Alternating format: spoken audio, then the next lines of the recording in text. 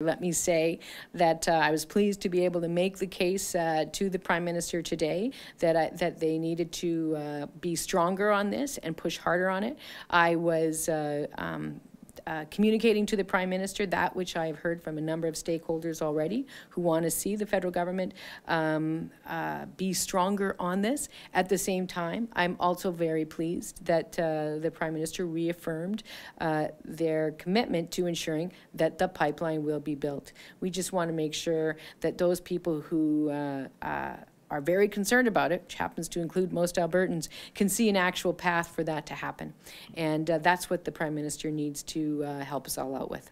I made it very clear to him that I believe that he was not appropriately characterizing the problem, that in fact it is about BC versus the federal government, that it's the equivalent of, as I said, BC driving into the middle of a federal cabinet meeting and asserting its right to amend the criminal code, and that basically it is not between BC and Alberta, it is between the BC and the federal government, and that it was a very clear shot across the bow with respect to the government of BC's belief that they have the ability to make decisions about what goes into a pipeline that crosses provincial boundaries. They do not have that right. That is very clear.